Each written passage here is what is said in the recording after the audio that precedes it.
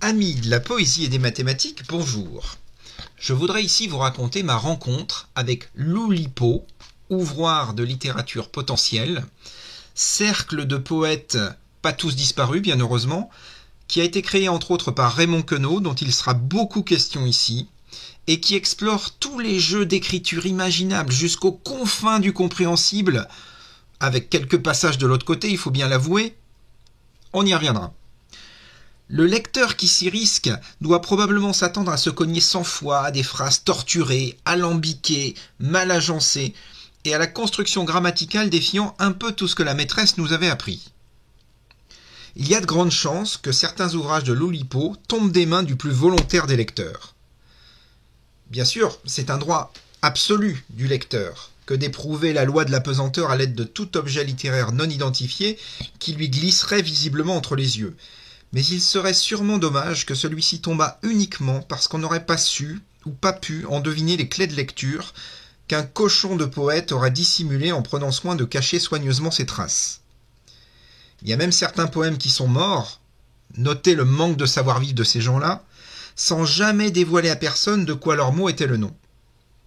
C'est qu'il y a 1000 façons de lire et qu'il faut parfois faire un pas de côté inattendu pour qu'un texte donne à voir tout ce qu'il nous cachait jusque-là. C'est comme ce dessin à la craie long de 30 mètres qui s'étalait dans la cour de mon collège. Combien d'élèves ont passé des récréations entières à tourner autour et à s'interroger sur le sens caché d'un tel dessin, jusqu'à ce qu'un des élèves du club d'illusion d'optique les prenne par la main et les emmène à l'endroit très précis où, en fermant un œil, un cube magique en lévitation apparaissait en plein centre de la cour. Et si c'était ça, la lecture ? Et si jamais un texte devant lequel nous sommes restés 99 fois interdits finissait à la 100e lecture par se transformer sous nos yeux émerveillés ? C'est un petit voyage de ce genre au cœur de la poésie oulipienne auquel je vous invite maintenant. Un des points de départ de cette histoire est la présentation il y a quelques années de 100 000 milliards de poèmes de Raymond Queneau à une classe de 4e en cours de mathématiques. Ce livre est une belle occasion d'introduire la notion de puissance et d'étudier quelques grands nombres. Avec mes élèves, nous nous sommes d'abord interrogés sur le titre du livre. Se pouvait-il vraiment qu'il y ait 100 000 milliards de poèmes à l'intérieur ? Et la première hypothèse formulée par mes élèves a été que les poèmes devaient être écrits tout petits. En essayant d'étudier cette hypothèse, on a mesuré une ramette de papier et calculé que même en écrivant 100 poèmes par feuille A4, on devrait être devant un ouvrage de 100 000 km d'épaisseur, soit 2 fois et demi la circonférence de la Terre. On a même essayé de refaire le calcul de Queneau lui-même dans son mode d'emploi, en comptant 1 minute par sonnet et en s'y mettant à 8 heures par jour, 200 jours par an, on en a pour plus d'1 million de siècles de lecture. Comment était-il possible alors que cet ouvrage d'à peine 2 cm d'épaisseur puisse contenir 100 000 milliards de poèmes ? C'est qu'il était peut-être temps de se poser la question, mais au fait, qu'est-ce qu'un poème ? Est-ce qu'une phrase, est-ce qu'un mot, est-ce qu'un texte est un poème ? Est-ce qu'une liste de courses est un poème ? Les amoureux de Nino Ferrer répondront ici que oui. Ceci est un poème, quand les autres n'y verront qu'une simple liste de courses sur laquelle, en plus, on a mis 2 fois des cornichons. C'est vraiment n'importe quoi.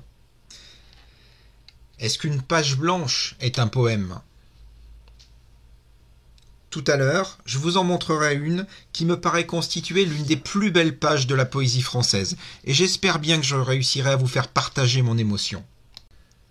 Mais pour revenir à cette liste de courses qui nous préoccupe, on pourrait poser, comme première définition, un poème est un texte que l'on reconnaît comme un poème. Certes, c'est un peu tautologique comme définition, mais si l'on y pense, depuis notre plus tendre enfance, on nous présente de temps en temps un texte à recopier dans nos cahiers à grands carreaux et dont on nous apprend qu'il s'agit d'un poème. Il y a même des formes que nous avons appris à reconnaître, comme celle du sonnet composé de 2 quatrains et de 2 tercets d'alexandrin, comme la forme la plus académique du poème avec un grand P. En regardant celui-ci de plus près, on lit La Commission européenne. Vu le traité sur le fonctionnement de l'Union européenne, vu le règlement CE numéro 2612... non, stop, la forme ne va pas du tout. En fait, ce texte-là, je l'ai plutôt trouvé sous cette forme-là, qui correspond bien mieux, en termes de mise en page et de choix de police, à un texte comme celui-ci. Pourtant, il n'est pas tout à fait exclu que le technocrate à lorgnon qui a pendu ce texte y trouve un certain style, voire une certaine poésie, et sait-on jamais y a glissé des allusions cachées et coquines que seule sa chef de service, dont il est secrètement amoureux, pourrait un jour découvrir. Parfois, bien sûr, la forme et le fond se complètent si parfaitement qu'il ne fait plus aucun doute que nous sommes en face d'un petit chef-d'œuvre de la poésie, comme ce calligramme d'Apollinaire. Reconnais-toi, cette adorable personne, c'est toi. Sous le grand chapeau canotier, voici l'ovale de ton visage. Mais tant d'autres fois, le poète aura semé des cailloux gris pour nous égarer volontairement dans un jeu permanent de forme et de fond. On croit reconnaître une forme, un signe, et le voilà déjà nous entraînant dans un nouveau pas de côté. Et comme pour mieux vous égarer un peu plus, je dois bien vous avouer que j'ai trouvé ce texte-ci dans Joconde jusqu'à 100, un petit recueil de poésie de l'oulipien Hervé Le Tellier, le récent prix Goncourt, dont je vous parlerai plus longuement lors d'une prochaine intervention. Mais si un poème est un texte que l'on reconnaît comme un poème, la question est comment apprend-on à reconnaître ?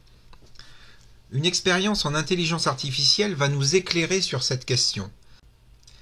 On appelle l'intelligence artificielle un programme capable d'apprendre seul par association après lui avoir fourni un grand nombre de données. Par exemple, on fournit au logiciel une photo de vache dans un pré, associée à la phrase « Ceci est une vache ». À force d'enregistrer des associations de ce type, le programme est capable, au bout d'un certain temps, d'associer le bon commentaire à une photo de vache qui ne lui a pourtant jamais été présentée. C'est au fond exactement ce que nous faisons avec nos enfants, dans la voiture. « Regarde une vache, et là, un cheval !» Et au bout de quelque temps, l'émotion et la fierté nous gagnent. Notre petit programme assis sur la banquette arrière a dit « Vas !» en désignant... bon, d'accord, là c'était un mouton. Mais un gros, avec le poil ras... Oui, bon, on s'égare. Revenons au programme d'intelligence artificielle Norman. Les programmateurs ont fait le choix particulier de ne lui présenter que des images atroces, des morts très explicites et des scènes de désolation avec les descriptifs associés. Ensuite, on a soumis ce programme au test de Rorschach. Et évidemment, là où nous voyons des oiseaux, des papillons et des bouquets de fleurs, le programme Norman y a vu la seule chose qu'il avait appris à reconnaître, la mort et les atrocités. Voici quelques exemples. Pour la première image, tandis qu'un programme d'intelligence artificielle classique reconnaît des oiseaux posés sur le dessus d'une branche, le programme Norman, lui, y voit un homme électrocuté et attrapé à mort. Dans le deuxième cas, il y voit un homme abattu, contre un gros plan d'un vase avec des fleurs pour un programme classique. Et enfin, pour le dernier, il voit même, quelle horreur, un homme tombant dans une machine à pâte. Cette expérience me semble être une puissante métaphore de la lecture. Norman lit le monde à partir de ses propres connaissances et reconnaissances, comme nous tous en sommes. Et remarquez d'ailleurs que nous faisons tous en ce moment un test de Rorschach permanent en reconstruisant des moitiés de visage cachées derrière des masques. C'est bien à partir de nos connaissances intérieures que nous lisons ces nouveaux visages dont il nous arrive de dire, une fois le masque tombé, « Tiens, celui-là ne se ressemble pas du tout ».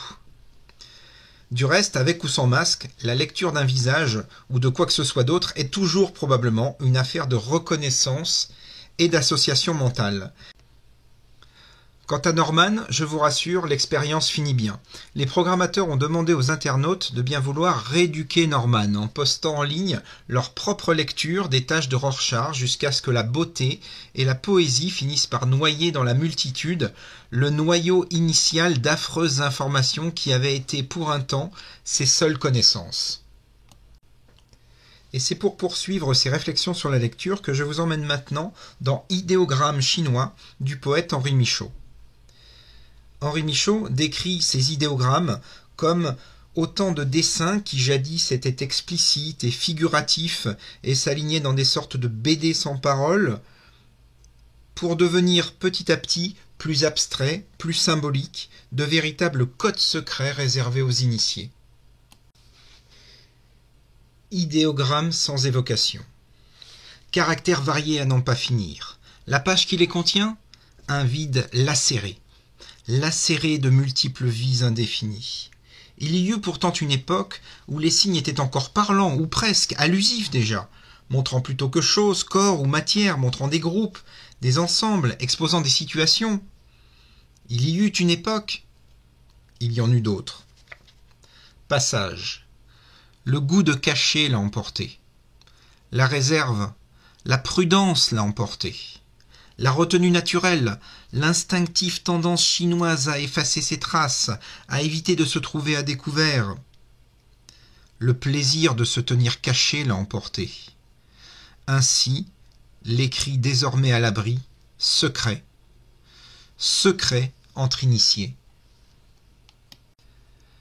Ainsi, Henri Michaud nous suggère l'idée que un texte est toujours un mystère à décoder, et que la lecture serait donc l'enquête, l'investigation par laquelle nous parviendrions à résoudre cette énigme. Eh bien, soit. Décodons.